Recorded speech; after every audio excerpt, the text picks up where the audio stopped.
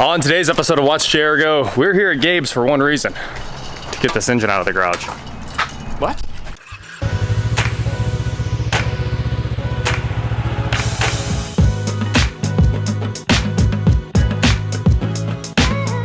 What is going on, guys? I'm Watch JR Go, and today I'm here at Gabe's, and there's that box that we put in here a while ago. It's been a little bit. It hadn't been that long. Yeah. Well, as you can see, it's completely covered in stuff from sitting for so long here, turned into a nice rolling storage shelf. So we're gonna get this thing uncovered, push it over to the garage, and it's time to work on the R8. You know what I should have done was just put hash marks on it. Every day. It has like daily marks. Yeah. It's like 400 of them.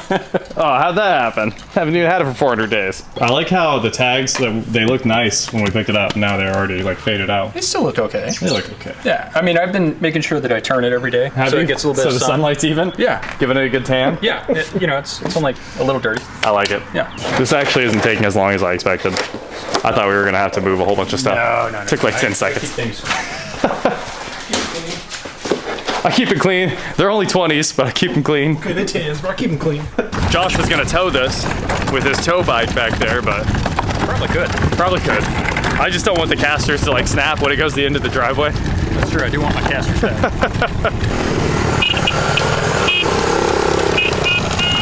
Raring to go here.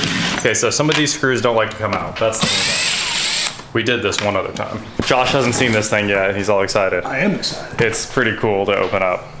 It's all in this like, this is the foam that you'd have in a foam pit, you know? Yeah. Which I want a bunch of that. Like jumpy jump land. Jumpy jump foam. So the fuel rails are in there. The injectors and the rails are in, and then everything else has to move. That is the status update on this engine. So is this like action figures? If you take them out of the package, they're worth half the price? Yeah, I would say that's probably true. Right now, it's still worth $20,000. Yeah. No quick disconnect on the fuel? No quick disconnect. So high pressure? It is definitely high pressure. Huh. The DI pumps go right there, Yeah, that explains it. So my organization here was very simple. Everything is laid out according to how it came off the car. As you can see, the exhaust is facing the rear of the car. So that's driver's side, that's passenger side. That is driver blow off, passenger blow off, and it does say passenger, so that's good. And then this should be, it looks like the turbos might have been flipped somehow, but I don't think they are. That's probably driver, that should be passenger. Here's the thing, that oil problem was on the passenger side, so I'm kind of thinking they got flipped. But Josh is going to grab a tool cart, and we're going to put all this on the cart, lay it out nicely, and that should get it all out of our way while we're working.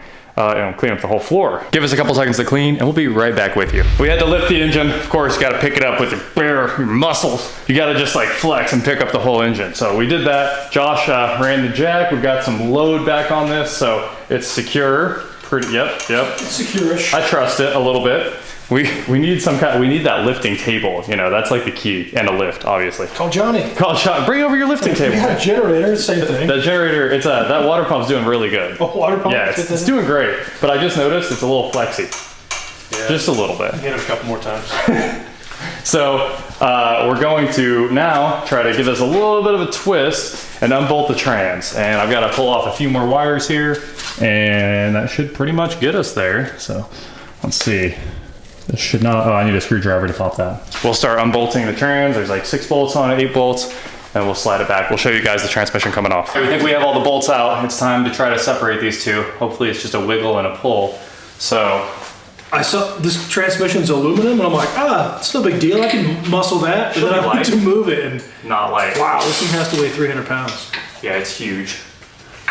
It's definitely more than a one-man lift. All right, this is the last bolt right here. Ready? Yep. And I can hold it together. Okay, that's it.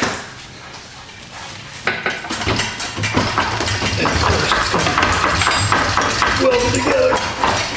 Wow, the engine's coming. You sure you got them all? Yeah, I felt it moving. Find one? I think there might be one more. It's either the drain Is or it a bolt or a stud? it's a bolt. I think it's a really long bolt. Ready? Mm-hmm. That's it for sure. Okay, hold on.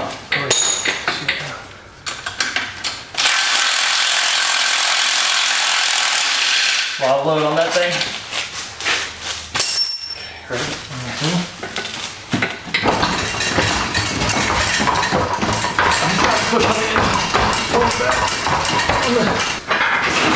I got about 5 seconds left in me.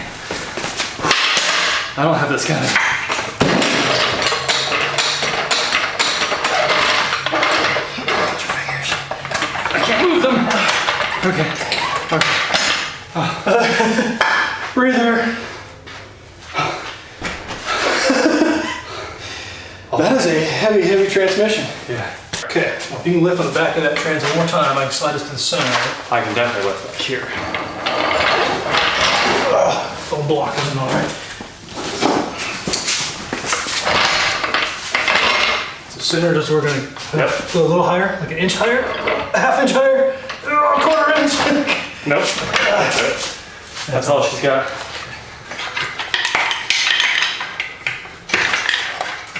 Oh, it's separated.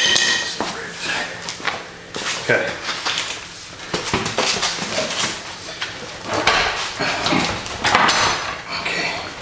Wait, nose.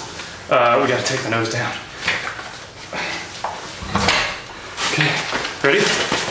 What? Take your time, take your time, take your time. I see it. Okay, ready? No, you get a grip on the back. Okay, go. Whoa. Man. Oh! So much harder than I thought it was going to be. Never again. I thought it's an exotic, it's going to be lightweight, no big deal. Well, the next time this happens with a lift, there's no other way. Well, it's a transmission and a differential, all in one, It technically, is. so. A lot of weight. Man. That was a nightmare. Well, I'd say that's me for today. For sure. I'm finished. Oh, but wow. Time to clock out. It's got a, do you see it has a pickup back here on the flywheel? It's off! Oh! Well, the transmission has its new home. Very temporary, I think. We'll see how that works. But there's a pickup on the crank. See, like the flywheel itself? There's the starter teeth. And there's like a multi-layer clutch. It's got to be some type of reluctor ring? Oh, yeah. And, yep, there's a pickup right there for that thing. Probably for traction control, engine RPM. It must be. Okay, It must cool be. stuff. Ooh, wee. Yeah. Well, now the intake's the next thing that I know comes off. I don't really know what all has to come off yet, but the intake. So I guess we can start there. Back of that bell housing is shaped like a home plate. It is. Oh, a little corner missing there. So I would assume we need to look at the other engine, but I think the coolant crossover tube and all of this comes off and then everything else stays. I don't know about the oil pump yet. I haven't been able to see the oil pump. Clutch is coming off now. I went ahead and broke all those bolts loose, so I should be able to start pulling off the triple squares, holding on the clutch itself. Not bad.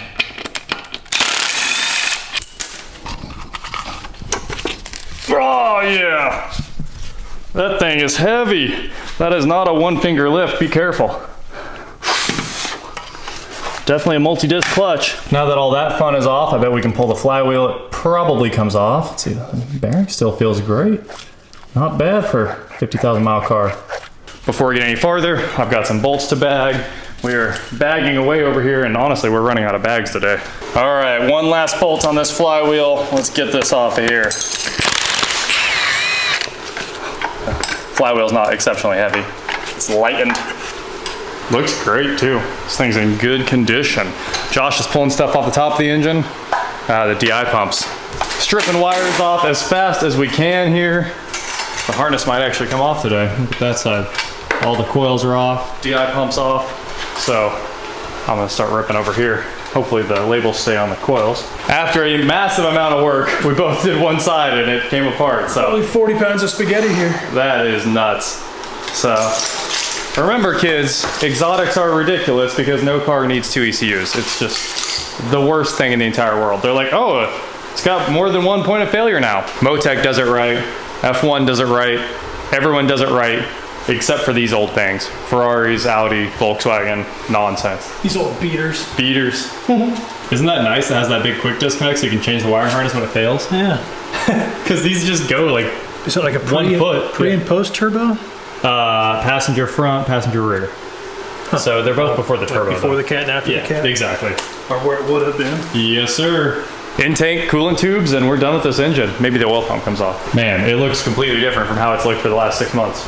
Great success, yes. Jess? My name's Jeff. My name is Jeff. Well, there you go. Intake is off.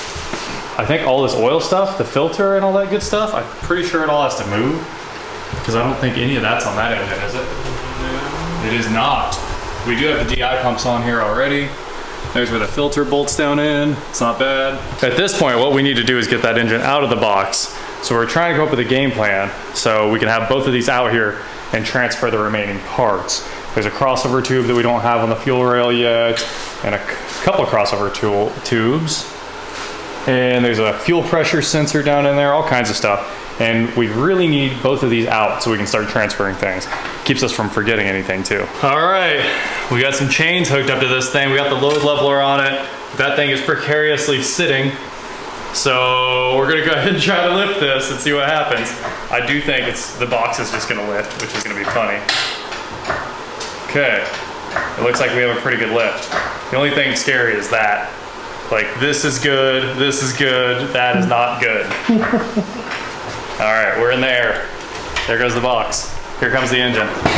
Oh, noise. Scary noises. It only needs to go up like 5 feet. How are we gonna do this? Do we have that kind of lift? I don't know. So I guess the question is, can we like lift the box and rotate it out? I'll try as soon as you max out the jack. Right. And we are in the air. This thing actually went up high enough to get this thing out of the box, which is absolutely insane. All right, who's ready for the fun part here? Ah! We need a beat. I don't have a freestyle about R8 engines yet. Got all my life savings in the air. About to drop it like we don't even care. Okay, we care. Look at this. That is nasty. How is it completely full of engine oil? Like, what is on the bottom of it other than tons and tons of dripping engine oil? Wow, yeah, there is. What? Do they give it like a bath and they put it in there? I guess. So, look at the intermediate shaft. It's actually like a beautifully milled out. Oh, wow. Yeah, so I don't know how that comes out. Oh, it looks like there's probably just one bolt holding the thing on. Sweet. Gosh, I'm scared. Yeah, there's no bolts back here. Well, that's cool. Huh, that clip comes off. I didn't know that sensor stayed or that sensor stayed. Next up, it's time to start moving stuff from one valley to the other. But we went ahead and moved one of the studs for the transmission already. I think it's just time to start opening up the new engine and moving these parts over. So that is it for today, guys. We have made an insane amount of progress, I think. And the rest of it should be pretty quick. I did say that we can probably do this in about 3 days, just this section here. And then after that, hopefully a couple more to get it back in the car. We do have a big mess to contend with in here. This is where it gets really tricky. We'll get it figured out. Almost every connector and every hose is labeled, and if we didn't know what the connector was, it got labeled with a number. So I do expect this will go back together with just a little bit of work. Shouldn't be terrible. So anyway, that's where she sits today. Transmission off, intake off, new engine out of the crate in here, and all the good stuff starts now. You can see we need to get NOx sensors out of the valley and coolant crossovers out, and we might just keep working on it tonight. We'll see. That is it for today, guys. Thank you so much for watching. I hope this answers all the questions and the comments that have been blowing up over and over and over about what's going on with the R8. The thing is, it's not very fun to work on, and I had to have a bunch of people. I mean, Josh and I basically killed ourselves to get that transmission off, and I knew that was the case. There was no way I could work on it on my own. Just separating those two cases. You gotta have a lift. You need a disassembly table and a lift table. Just a lot of things to do this by yourself. So we got it done though. We muscled it out of there. And yeah, thank you again for watching. Don't forget to head on over to shopwatchjrgo.com where you can get cool shirts not like this. And please like, share, subscribe, do whatever you want to do. And I will talk to you next time. It doesn't look like much, but we did just do an insane amount of work in one day. I mean, all of that came off. And I took a lot of pictures. I hope we know where everything goes. I'm also very happy a lot of this is pre-wired, like the DI injectors and all that fun stuff. Yeah, we're gonna get it done. Also, my robot mower is here now, and it might sound really dumb, but I don't have to pay the mowing guy anymore, and that was way more than this thing cost every year. So hopefully it takes care of everything from now on, and it's going home right now to go charge. First time it's driven to its charger, so I hope it works. This is the tricky part right here. I think I put the wire way too close to where this thing needs to go.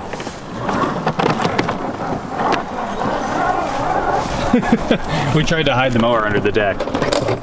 It works, it's charging. All right. Oh no, it doesn't work. Try number 2, it worked. Hopefully it doesn't try to drive around the entire yard every time it's dying. It goes too slow for that. Everyone's been asking for a video of the robot mower, so I might actually make one of those eventually because it's kind of relevant to automotive and EVs.